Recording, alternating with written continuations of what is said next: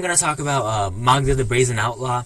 I know I'm a bit late for, the preview season and everything. A lot of people already covered these cards and whatnot.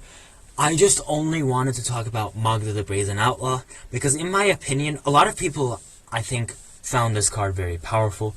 But I think it's way more powerful than a lot of people give it credit for.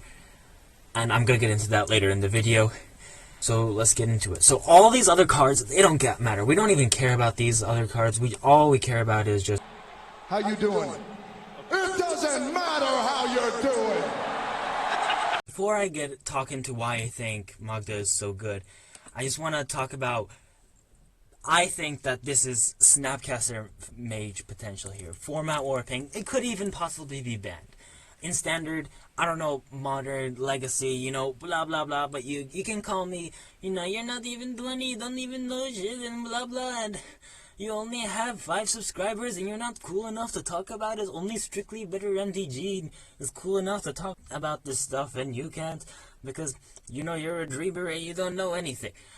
I know, you can say that, I don't know, but, in my opinion, I think this just blows Young Pyromancer and Dread War Arcanist out of the water. Why do I think it's so good? Why?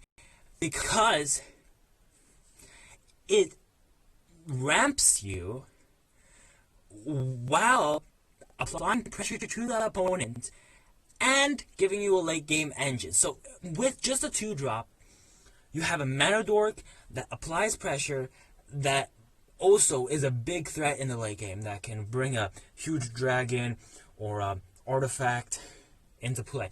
And a lot of these red decks, we have what is it called?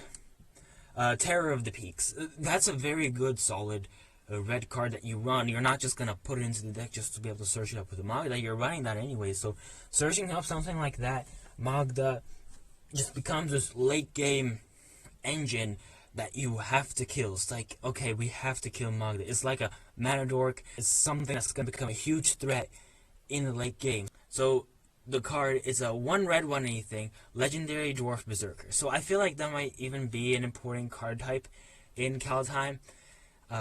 Berserker does like another card that if you play the Berserker, you can pay 3 life and get it from the battlefield to your hand or something like that.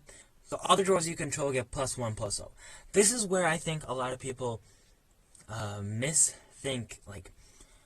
don't really quite get where this card is supposed to be. A lot of people, when they read this card, it's like a dwarf card. You have to play a bunch of dwarves with it. You have to, play a dwarf-themed deck because it pumps the dwarves and other dwarves makes tokens. It also makes tokens on its own. So this is why I think it's so powerful. Also, vehicles are going to be in the set. So if there's powerful vehicles, whenever it's tapped, whenever it becomes tapped, create a treasure token, not attack. So whenever it taps for these treasure tokens, for these vehicles, it'll make a treasure token. Also, if you don't know what a treasure token is, it's just a token that can tap, you sacrifice it, add 1 mana of any color to your mana. So when it comes to modern, I think just a red deck revolving around it, or possibly in Rakdos midrange, John, things like that. For standard, obviously the metagame will change. I just want to show this for a visual.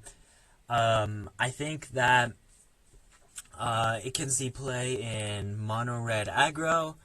It can see play in Gruul Adventures as adding decks. I think a new deck that's more mid-rangey orientated with vehicles and possibly even other dwarves that come out in Kaldheim could see play in standard. I think for sure we'll see play in standard. Maybe I'm delusional. Maybe we won't see play in modern. Maybe or legacy. Maybe it won't be banned. But I think for sure it will be at least a good solid card that'll see play in standard. Thank you very much for watching, and I will work on getting weekly videos out, and hopefully I'll catch you next week.